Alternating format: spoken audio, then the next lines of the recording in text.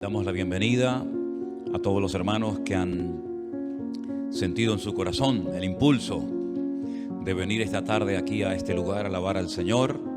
Y también damos la bienvenida a todos los hermanos que en este momento nos están escuchando y nos están viendo desde muchas partes del mundo, y a los que después también nos verán, porque sabemos que hay muchos hermanos que a veces por cuestiones de horario, de trabajo, pues no pueden ver a lo mejor el culto en directo, pero después, más adelante, lo ven. Y damos gracias al Señor porque, si se han dado cuenta ustedes, en la página web de la iglesia ya hay más de 1000 y pico mensajes guardados. Así es que ahí hay material más que suficiente para aprender mucho de la palabra del Señor. Y damos gracias a Dios que cada día son más las personas en todas partes del mundo que se acercan al Señor y ven los cultos y nos escriben y nos llaman. Toda la gloria y la honra sea para el Señor. Este domingo va a ser un domingo muy especial porque en la ciudad de Chalco, allí en México, donde hemos estado recientemente, se va a celebrar el primer culto de esa congregación que nace ya, ¿no? Y los hermanos ya han comprado una pantalla enorme, y a las 12:30 hora de ellos empezará el culto, aunque desde las 11:30 en Chalco ya van a estar reunidos para tener comunión y orar y estar juntos, pero a las 12:30 se conectarán en directo para ver el culto nuestro del domingo a la tarde. Y también en otra localidad, en otra población donde está nuestro hermano Héctor, en Chalco, recuerden estos nombres: nuestra hermana Laura y su esposo Emanuel, ¿sí? Y en Torreón está nuestro hermano Héctor y su esposa, que ahora mismo no me viene a la mente su nombre, pero le hemos pedido al hermano, porque él ya lleva más tiempo trabajando y ya tiene un grupo ya, pues en fin, importante, que comenzaran a buscar un local para poder reunirse, porque ya no cabían, bendito problema, ¿no? Ya no cabían los hermanos en la casa donde se estaban reuniendo, y antes de que alguien venga y les rompa el techo y les baje un paralítico porque no caben, mejor es que alquilen un local y así evitamos que nos rompan los techos, ¿eh? Así que estén orando por estas dos obras, que el Señor las bendiga, que les dé mucha sabiduría a los hermanos, y también, por favor, no dejen de orar por los hermanos de Tierra Alta, que el domingo pasado en Colombia celebraron el primer aniversario, y estaban tan contentos, y siempre estamos orando por ellos y les mandamos saludos a los que nos puedan estar viendo en esta noche. Vamos a orar un momentito al Señor. Incline su rostro si es posible. Vamos a orar a Él y pedir la bendición de Dios para lo que en esta tarde vamos a estar compartiendo. Gracias, Señor, por este privilegio de poder estar aquí juntos en tu presencia en esta noche, Señor. Gracias, Dios mío, por los hermanos que han hecho un esfuerzo después de un largo día de trabajo y han venido al culto para escuchar tu palabra, para adorarte. Pedimos, Señor, que nos hables y que en esta tarde podamos salir renovados y bendecidos de tu hermosa y bendita presencia. Gracias, Señor, por esta oportunidad de aprender de ti y de tu palabra. En el nombre de Jesús. Amén y amén. Gloria al Señor. ¿Cuántos de ustedes estuvieron en la clase por Zoom que estuvimos dando en el día de ayer? Bueno, gloria a Dios, gloria a Dios. Espero que hayan quedado claras las explicaciones que dimos. Había mucha gente conectada y lástima que no se grabara. Fue un fallo por nuestra parte que esa clase no se grabara, para en el futuro que otros que no la vieron pudieran escucharla. De hecho, ya me la están pidiendo, pero no la grabamos. Y se nos quedó a todos una buena sensación de decir, esto hay que repetirlo más a menudo. No sé con qué frecuencia, pero se nos quedó el deseo de volver a hacer una convocatoria abierta para que todos los que quieran aprender de la palabra puedan hacerlo. Y les animo a que sigan haciendo las lecciones. ¿Estáis haciendo las clases, hermanos? ¿Van bien? ¿Seguro? Bueno, gloria a Dios. Me alegro mucho por ustedes. Vamos a leer dos porciones de dos cartas de Pablo diferentes en esta noche. La primera lectura se encuentra en el libro de Romanos, la carta del apóstol Pablo a los Romanos, en el capítulo 13. Y la segunda porción que vamos a leer se encontraría en Efesios capítulo 5, del versículo 11 en adelante. Pero comencemos por Romanos. Prestemos atención a estas palabras que van dirigidas a creyentes, a personas que habían reconocido al Señor Jesucristo como su Señor y Salvador personal, como el verdadero Mesías, pero necesitaban ser instruidos, aconsejados en la palabra para su desarrollo y para su crecimiento espiritual. Romanos 13, versículo del 10 en adelante dice: el amor no hace mal al prójimo. Así que el cumplimiento de la ley es el amor. Y esto, conociendo el tiempo, que ya es hora de levantar el sueño, porque ahora está más cerca de nosotros nuestra salvación que cuando creímos. Versículo 12. La noche está avanzada y se acerca el día. Desechemos pues las obras de las tinieblas y vistámonos las armas.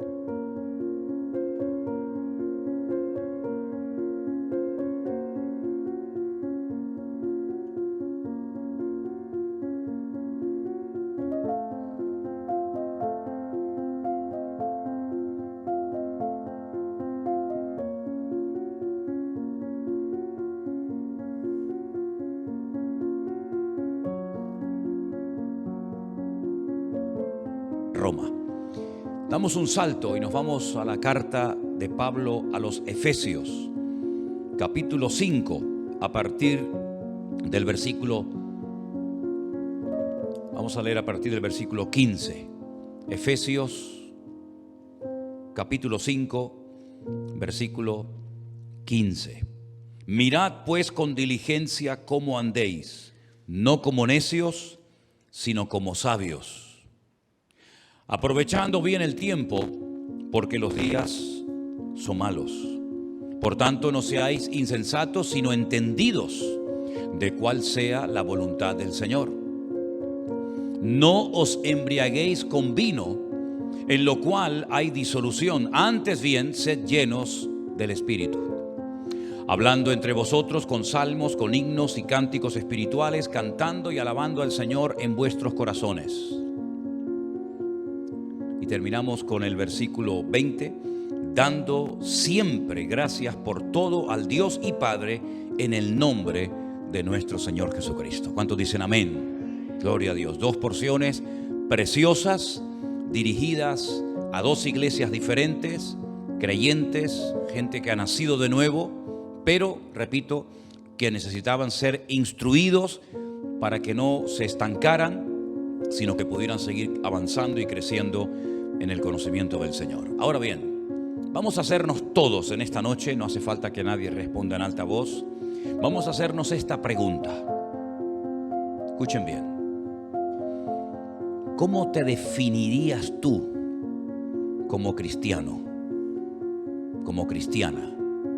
Si tuvieras que explicar un poco cómo tú te ves en este momento en tu relación con el Señor, ¿qué términos, qué adjetivos, qué expresiones utilizarías? ¿Cómo te ves tú realmente como cristiana? ¿Te ves una persona madura, firme en los caminos del Señor, con las ideas claras? ¿Te ves todavía un tanto fluctuante, emocional, sin mucha estabilidad, sin mucha firmeza todavía, con muchas lagunas? ¿Te ves bien en el Señor o todavía te falta mucho para poder decir estoy bien y firme, afianzado, afianzada en los caminos del Señor? ¿Cómo te definirías tú como cristiano? Hace unos días un pastor de Argentina me llamó y me estuvo haciendo una serie de preguntas y bueno, pusimos la entrevista en nuestro canal para que ustedes lo pudieran ver, ¿no? Ya que es un canal de televisión que no se ve en España, sino en algunos países de Latinoamérica. Y una de las cosas que el pastor decía en medio de esa entrevista que tuvimos o que me hizo, es que comentaba que un pastor no hace mucho tiempo visitó su iglesia y habló de 4 tipos de pastores. Pueden ver la entrevista, ¿no? Y él define, ¿no? Él dice, pues los pastores que no aprovecharon su oportunidad, los pastores temerosos, en fin. Y yo le dije, bueno, pues yo, con todo mi respeto, yo añadiría un 5.º tipo de pastor o de ministerio a esta lista de 4. Y pensando en esto, comencé a elaborar una lista de tipos de cristianos que pueden existir y de hecho existen en el día de hoy. Por ejemplo, creo que hay un grupo, un tipo de cristianos que todavía no se enteran de lo que está sucediendo en el mundo. Son los que no han sabido leer, no han sabido interpretar el mensaje que clarísimamente desde el año pasado el Señor viene hablando reiteradamente a su iglesia a nivel mundial. Por primera vez en la historia, millones de hermanos, millones de cristianos estuvimos encerrados en nuestras casas, sin poder salir, salvo a pasear al perro y hacer las compras en el supermercado, y rapidito enseguida otra vez metidos en casa. Eso no había ocurrido nunca antes, jamás, donde millones y millones de cristianos y no cristianos no nos dejaban salir a las calles. Se cerraron los hoteles, las cafeterías, nadie podía ir al campo, a la playa, a pasear con los hijos, con la familia. Veías las calles del mundo desiertas, ciudades de millones y millones de habitantes. No me puedo imaginar a México, la capital, ¿verdad?, donde casi 16, 17, casi 18 millones de personas viven allí, totalmente desierta, ¿no?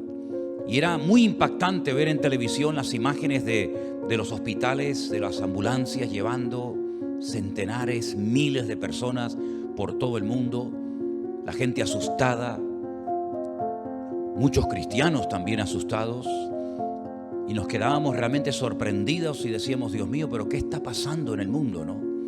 Y en esos días, que no ha pasado 30 ni 40 años, sino que casi diríamos que fue el otro día, yo creo que el Señor estuvo hablando muy claramente al mundo, pero sobre todo a su pueblo, a la iglesia.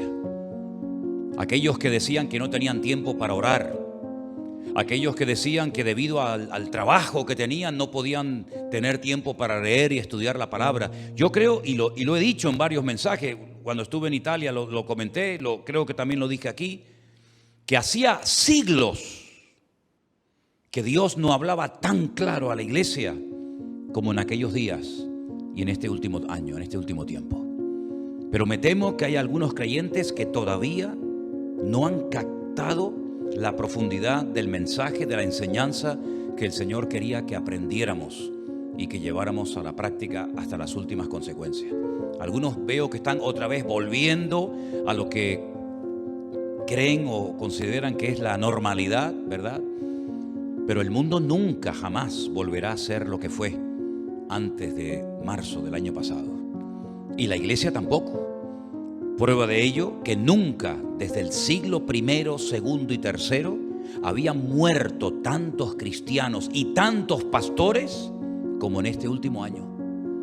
Cientos de creyentes, cientos de pastores perdieron la vida y muchas iglesias se cerraron y no se volvieron a abrir nunca más. Y todo eso no es producto de la casualidad. Hay un mensaje detrás de todo esto, que el Señor estuvo y sigue hablando claramente a la iglesia, pero algunos todavía no se han enterado de qué es lo que el Señor quería enseñarle a su pueblo.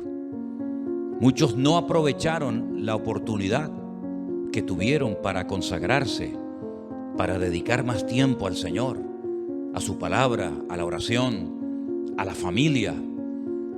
Y parece que estaban esperando que terminara el confinamiento para volver otra vez a la hiperactividad, al trabajo, al materialismo. Y se han olvidado de que Dios le dio una oportunidad de oro al mundo para buscar a Dios. Pero si el mundo no la quiso aprovechar, que por lo menos su iglesia entendiera que era una oportunidad para estar tranquilos en casa, en familia, orando, buscando de Dios, pasando tiempos de intimidad con Él, que a lo mejor hacía años algunos que no tenían con el Señor. Lamentablemente muchos cristianos le dieron y le siguen dando lugar al miedo. Y el miedo no es de Dios. El miedo no es de Dios. El miedo fue la primera sensación que el hombre sintió cuando se desconectó de Dios. El hombre creyente, el hijo de Dios, la mujer de Dios, no se tiene que conocer por ser una persona temerosa, una persona miedosa. Porque repito, el miedo no forma parte del fruto de las manifestaciones del Espíritu Santo en la vida de un cristiano. Más bien todo lo contrario, el miedo es producto del pecado, el miedo es producto de complejos, el miedo es producto de que no hay una íntima y profunda y genuina comunión con Dios. Adán se escondió de Dios porque tuvo miedo. Oí tu voz y me escondí. ¿Por qué? Porque tuve miedo. ¿Y de dónde le nació ese miedo? De su desconexión de Dios. Pecó y se oculta de Dios. En vez de buscar a Dios en su angustia, en vez de entregarle ese miedo, esa inseguridad a su Dios, lo que hace es que se oculta de Dios. Y como dije en una ocasión, este sigue siendo el juego favorito de la humanidad: ocultarse y huir de Dios. Muchos creyentes se dejaron de congregar. Algunos porque no les quedaba otro remedio, pero algunos, terminó la pandemia, se abrieron las iglesias y siguieron sin congregarse porque se enfriaron y no superaron el tiempo de la prueba. La Biblia advertía en algunos momentos puntuales de pruebas tremendas que vendrían. Por ejemplo, a una de las 7 iglesias del Apocalipsis le dice: no teman, vais a pasar por un periodo de pruebas. Pero el Señor alentando y animando a la iglesia de que en medio de esas pruebas no decayeran, no se enfriaran, no se desanimaran, sino que en medio de la prueba buscaran al Señor. Y como decía el salmista, en medio de la angustia invoqué al Eterno y el Eterno me respondió. Fue Jonás en el peor momento de su vida, cuando estaba solo y a punto de morir en el vientre de un enorme pez. Dice que desde esa angustia, desde esa desesperación de no saber lo que me va a suceder, él invocó al Señor y citó parte del Salmo 118 y dice que el Señor le oyó desde su santo templo y le volvió a dar otra oportunidad, no solamente para vivir, sino para honrar y servir al Señor con su ministerio, como saben ustedes, en la ciudad de Nínive. He conocido hermanos en este tiempo que parece que tenían más facultades, más facilidad para ver al diablo por todas partes que para oír la voz de Dios y ser sensibles a la presencia del Señor. Porque el miedo es lo que te hace ver el problema más grande de lo que realmente es, ver al gigante más poderoso, con más autoridad de lo que realmente tiene. Y muchos creyentes todavía siguen dándole más lugar al enemigo que al Señor. ¿Y por qué suceden estas cosas? Porque cuando no te alimentas de Dios, cuando no te alimentas de su palabra, de tener comunión y relación con Él, sino que te alimentas de internet y te alimentas de lo que dicen la gente del mundo, lo que estás haciendo es estás envenenando tu fe. Y hay creyentes que no se dan cuenta que no todo lo que se cuenta es verdad y no todo lo que se dice hay que aceptarlo, sino que todo tiene que ser comprobado a la luz de la palabra de Dios. Y entonces le dan lugar al diablo. Y la Biblia dice: no deis lugar al diablo.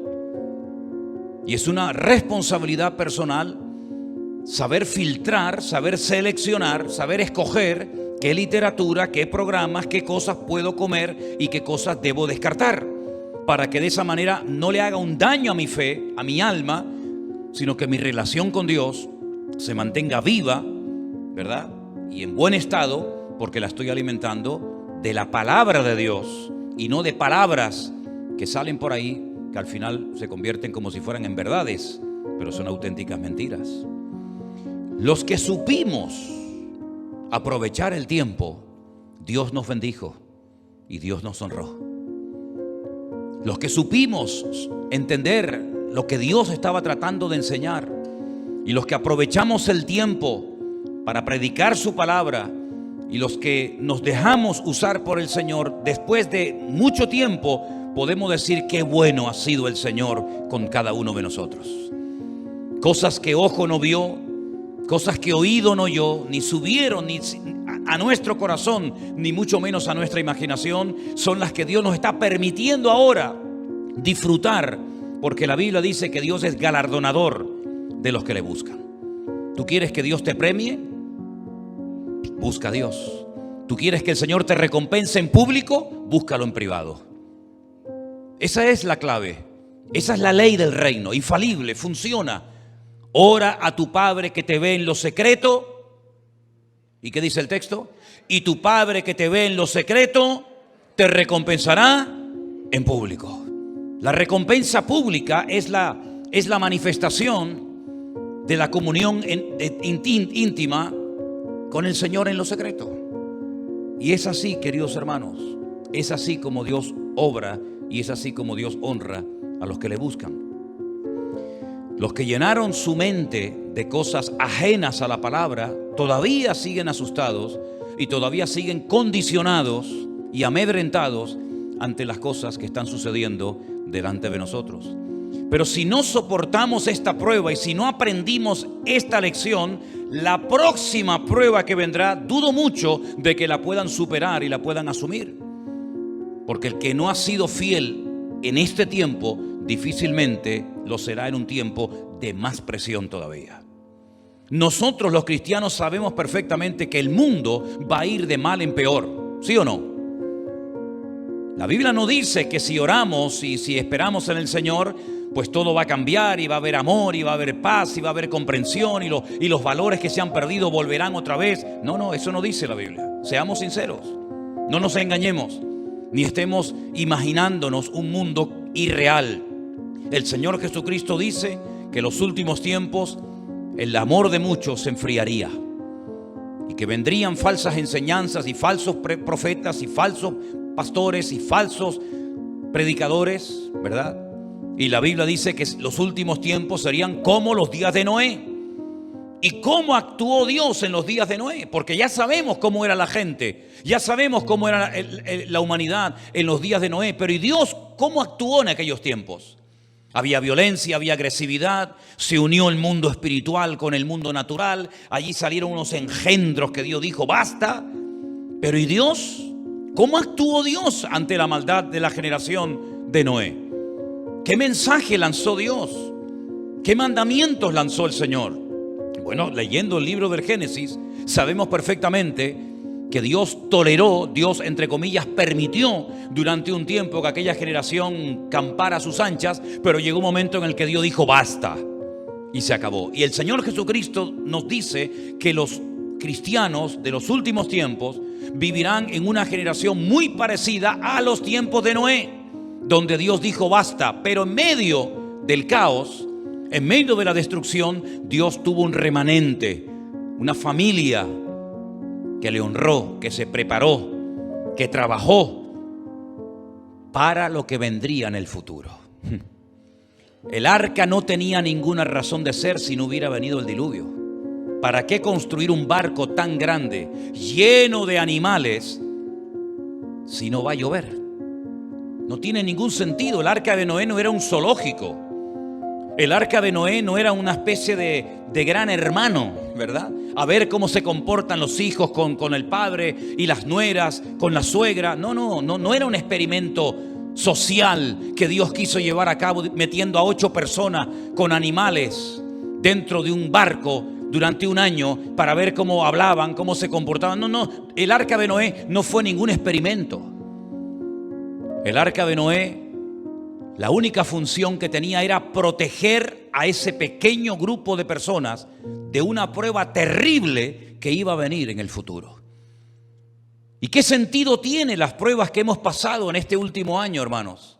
¿Qué sentido tiene lo que ha pasado con el COVID, con el confinamiento, con la pérdida de trabajo?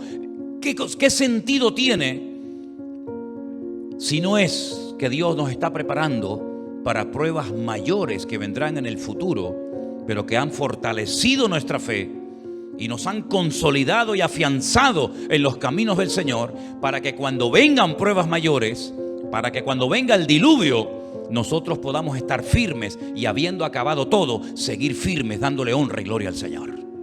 Ese era el objetivo del arca, no tenía otra función. De hecho, cuando terminó el diluvio y bajó el nivel de las aguas, tuvieron que salir del arca. Y ya el arca no tenía ningún objetivo, ninguna razón de ser, y el arca pasó a la historia, pero la humanidad siguió adelante. Y la iglesia pasará por un diluvio, pero no de agua, sino por un diluvio de fuego. Porque es necesario que el juicio comience por la casa de Dios. Y la Biblia nos enseña que los elementos serán derretidos. Y dice el apóstol Pedro en una de sus hermosas epístolas: sabiendo lo que viene en el futuro, parafraseando el texto, sabiendo lo que se avecina de cara al futuro, ¿no será mejor que preparemos nuestras almas y que deseemos como niños la leche espiritual no adulterada? Hace un instante, antes de subir aquí a este púlpito a predicar, el chiquitín de la iglesia, Isaac, Isaías, que con tanto profeta y tanto, ¿verdad? Isaías, Jeremías. Bueno, pues, ¿cómo era? Elías, ¿cómo era? Isaías, perdón. Isaías se ha puesto a llorar. Ya es raro ver a Isaías llorar, ¿eh? Pero es que tenía hambre y ya se pone nervioso y se pone a hacer unos soniditos extraños. Y si no le dan lo que está pidiendo, te puedo asegurar de que yo no podría predicar en esta noche, porque sus llantos se oirían hasta, bien sabe el Señor, hasta bien lejos. Y dice el apóstol Pedro en su carta que nosotros tenemos que desear la palabra de Dios como los niños se hacen notar y gritan y patalean y lloran, diciéndole: es la hora de comer, deme mi comida. Es su lenguaje, es su forma de hablar, ¿verdad? No piden por favor, no dice: mamá, date prisa que tengo hambre, sino ellos gritan, patalean, lloran y no paran hasta que le dan la comida. Así deberíamos de ser nosotros los cristianos. Señor, dame tu palabra. Señor, dame tu alimento. De aquí no me voy hasta que tú me bendigas. Como Jacob, ¿se acuerdan? Que tuvo una lucha con un ángel, pero él realmente lo que quería era la bendición de Dios. Él ya había visto ángeles en otro momento de su vida. Él ya sabía lo que era moverse en el terreno natural y espiritual, pero él lo que quería siempre era la bendición a toda costa. Y dice la Biblia: no te voy a soltar hasta que no me bendigas. Y obtuvo la bendición y su vida cambió para siempre. Y Dios tiene bendiciones preparadas para nosotros, pero hay que buscarlas, hay que pelearlas, hay que buscarlas con todo el corazón. Y tenemos unas promesas preciosas dadas por nuestro Señor Jesucristo que dice: pedid y recibiréis, llamad y se os abrirá. Porque todo el que pide recibe, el que busca halla y el que llama se le abrirá. Si hay promesas que están ahí esperándonos a nosotros, como diciendo el Señor: vengan a buscarlas, venid los trabajados y cargados, que yo os haré descansar. Pero vengan ustedes, como tenían que ir los enfermos y los desesperados a donde estaba el Señor. Y el Señor los sanaba y los consolaba y les cambiaba la vida, pero tenían que hacer un mínimo de esfuerzo, un pequeño recorrido, un pequeño sacrificio. Y ahí Dios los honraba y ahí el Señor los bendecía. ¿Qué tipo de cristiano eres tú? ¿Qué has aprendido en este tiempo? No olvides lo que has aprendido. Si has aprendido algo en este tiempo, si el Señor te ha ministrado y te ha hablado en este último año, y yo creo que sí, no olvides lo que has aprendido. Porque también decía el apóstol Pedro: yo procuraré después de mi partida dejar esto por escrito para que ustedes puedan recordar en todo momento las palabras que pronunció nuestro Señor Jesucristo. Y hoy en día más que nunca tenemos que vivir lo más cerca del corazón de Dios que podamos. Vivimos en un tiempo de comunicación, pero a veces hay un tiempo de muy poca comunicación con nuestro Dios. Y Dios sigue hablando. ¿Cuántos dicen amén? Esa porción tan hermosa de Hebreos capítulo 1, donde dice: Dios, habiendo hablado en otro tiempo a nuestros padres por los profetas, en estos postreros días nos ha hablado por medio del Hijo. Es decir, que las generaciones que precedieron a la venida del Señor tuvieron su oportunidad, tuvieron sus mensajes. Y algunos pueden decir: sí, pero es que yo no conocía al profeta Elías. No pasa nada, te mandamos a Isaías. Es que yo no conocí ni escuché nunca las palabras proféticas de Isaías. No pasa nada, te mando a Jeremías, y si no a Abdías, y si no a Sofonías, y si no a Daniel. Es decir, todas las generaciones tuvieron su mensaje profético, su mensaje de parte de Dios. Ninguna generación puede decir es que Dios no nos habló, es que no sabíamos. Todas tuvieron su oportunidad. Pero ahora dice la Biblia que en los postreros tiempos, en estos que estamos ahora, Dios habló y sigue hablando a través de nuestro Señor Jesucristo.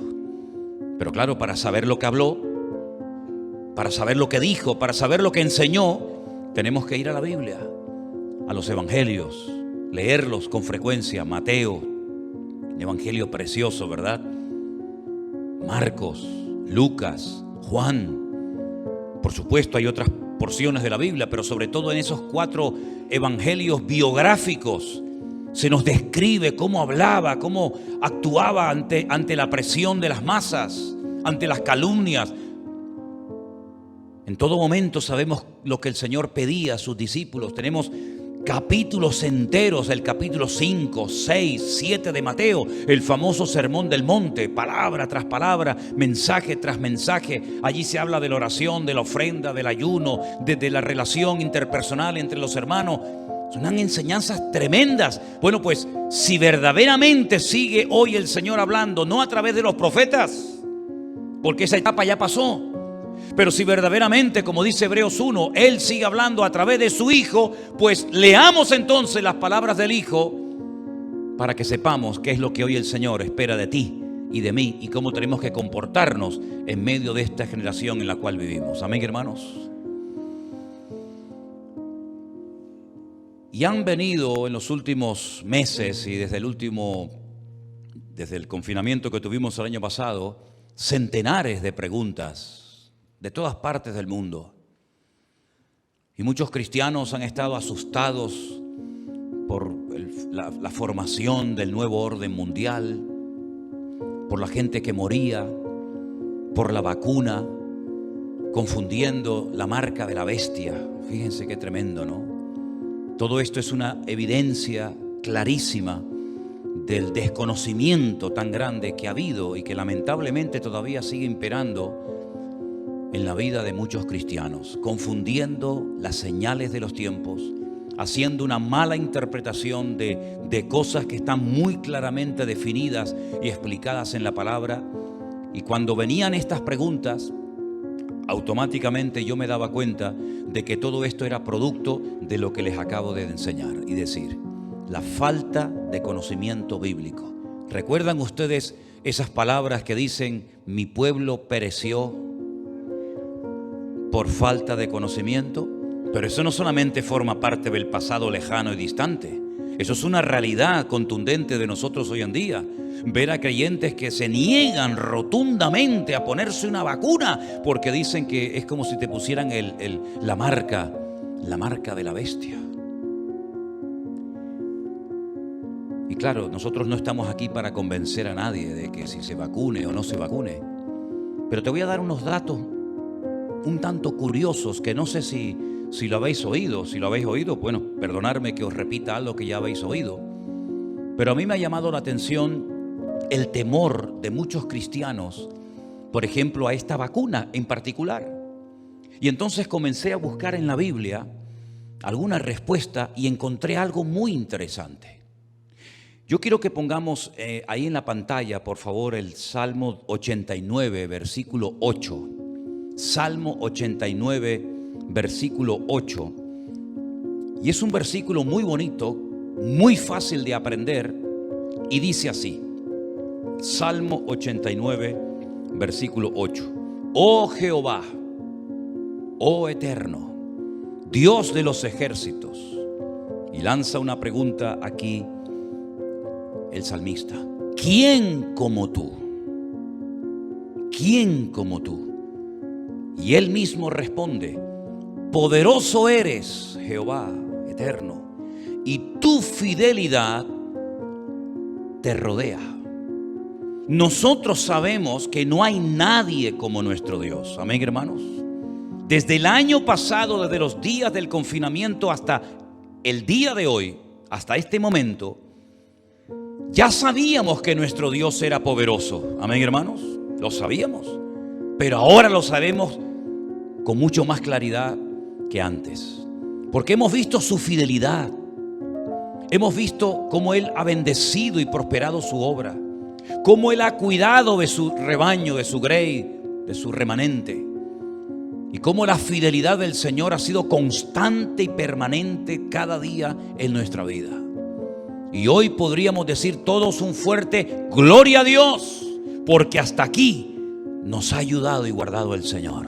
Con nuestros defectos, con nuestras debilidades, con nuestras torpezas, podemos decir, Señor, gracias porque he podido llegar hasta este momento. Y si Dios nos da vida y nos permite llegar hasta fin de año, que yo creo que sí, pues podremos terminar el año diciendo, Señor, gracias porque durante los 365 días de este año tú no me has abandonado ni me has fallado nunca. Amén, hermanos. ¿Por qué? Porque nos unimos a la verdad proclamada por el salmista. Poderoso eres y tu fidelidad te rodea. ¿Cuántos dicen amén? Si ustedes se dan cuenta, encima del capítulo 89 aparecen las palabras masquil de Etam Esraíta.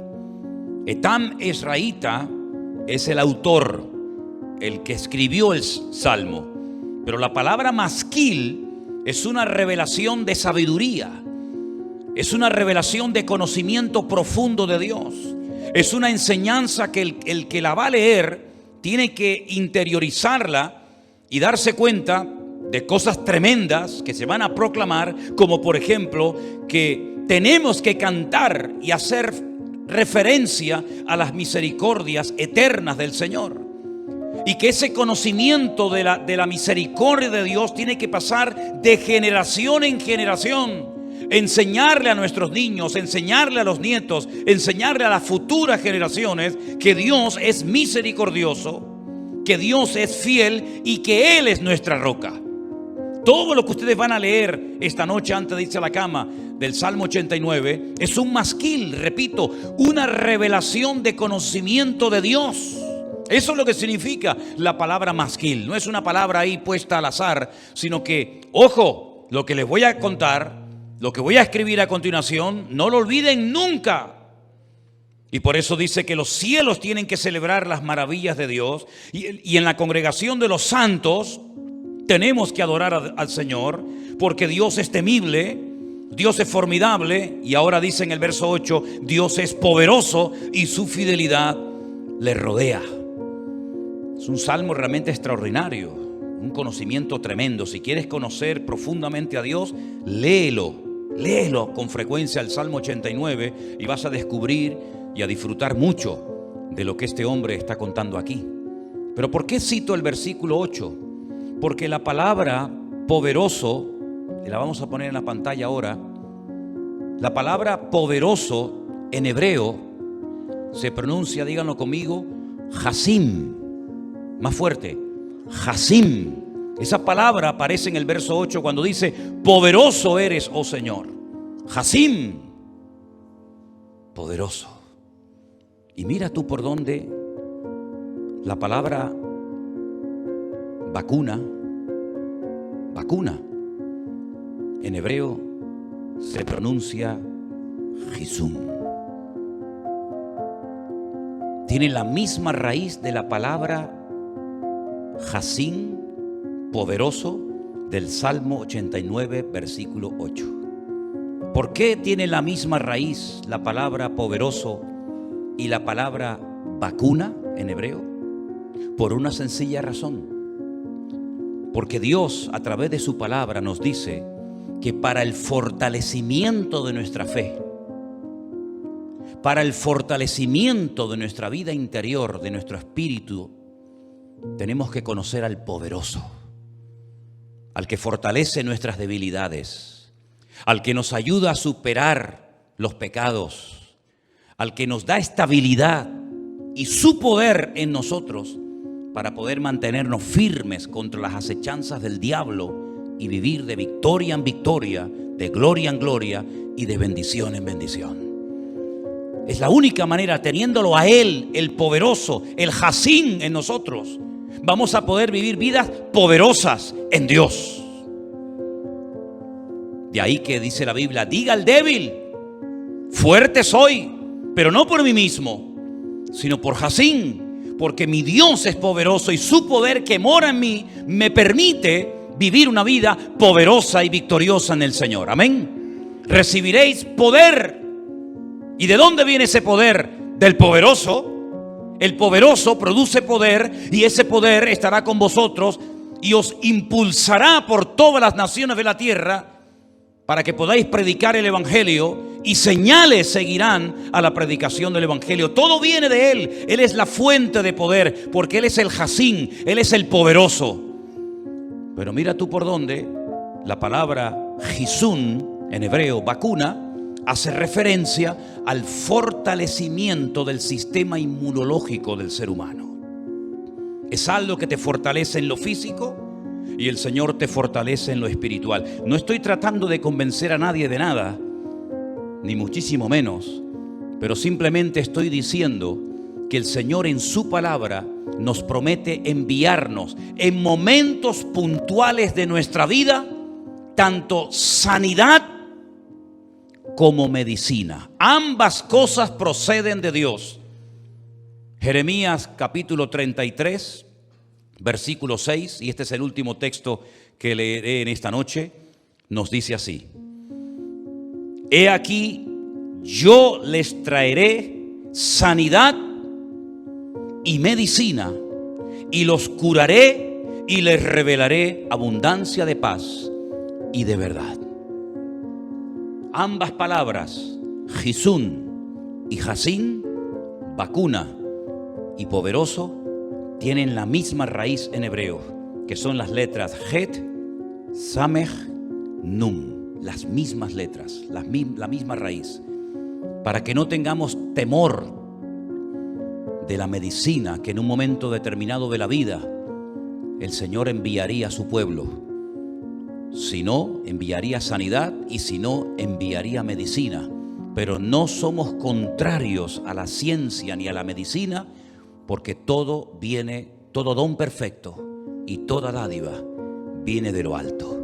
Y aunque sea un científico ateo, que muchas veces no lo son, pero aunque fuera un científico ateo, Dios utiliza a los sabios de este mundo, según ellos, como instrumentos en sus manos para traer bendición siempre ¿a quién? Al pueblo del Señor. Como los coches, que a lo mejor lo inventó un creyente o un ateo, pero los usamos. Y como los aviones, que tal vez lo inventó un cristiano o un ateo, pero los usamos para viajar de una parte a otra del mundo.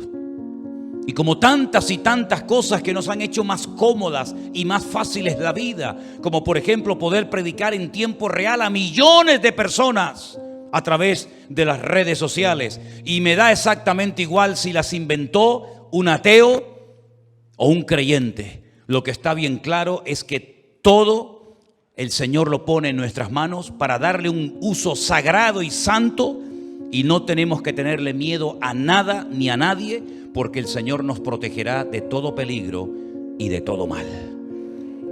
Y es una pena ver a creyentes cómo pierden el tiempo tratando de asustar a otros creyentes con teorías y con cosas que han oído que no tienen ningún fundamento bíblico. Y quiero solamente terminar haciendo esta pequeña reflexión que creo que en más de una ocasión yo la he hecho. Cuando vino la famosa crisis, la burbuja del ladrillo, ¿no?, de la construcción, explotó en España, creo que fue en el 2000 y pico, 2008, donde millones de personas perdieron su trabajo y se paró la construcción. ¿Se dieron ustedes cuenta cómo a los pocos días o meses comenzaron a aparecer en los semáforos malabaristas, payasos? ¿De dónde salieron tantos malabaristas? En todos los semáforos de la ciudad, o en prácticamente todos, habían 1 o 2 o 3 muchachos o chicas haciendo juegos malabares y después sacándose el sombrero y yendo por las ventanillas de los coches a pedir dinero. La crisis, amigo, agudiza el ingenio. La crisis hizo que muchos se convirtieran en payasos, en malabaristas, en limpiadores de cristales, en vendedores ambulantes. ¿Por qué? Porque la crisis los impulsó. Y a algunos en esta etapa en la que estamos viviendo les ha salido el espíritu científico y entienden de todo. Entienden de vacuna, de virus, entienden de todo y utilizan las redes sociales. La Biblia no la cogen ni de cerca, ¿no? La Biblia no tienen ni papa. Les menciono 4 o 5 cosas de la Biblia y se quedan patinando, pero son científicos que intentan convencernos a nosotros, los pobres ignorantes, de una información que ellos han recibido y que nosotros en nuestra ignorancia no hemos recibido, y entonces nos hacen un favor. Hermano, cuidado, la marca de la bestia. Van a experimentar con ustedes. Los hombres se comportarán como mujeres y las mujeres como hombres, que para eso no hace falta ni vacunarse. Para eso no hace falta ya ni vacunarse. Llegas tarde y mal, ¿no? Por lo tanto, mis queridos hermanos, nosotros, yo personalmente, y ustedes lo saben, jamás utilizaré las redes sociales para tonterías. Pero hasta el último minuto de mi vida las utilizaré para predicar el Evangelio y para poder llevar, con la ayuda de mi Señor, si Él me lo permite, a millones de almas a los pies de Cristo antes de que Él me llame a su presencia. Cierra tus ojos ahí donde estás y pregúntate, ¿qué tipo de cristiano yo soy?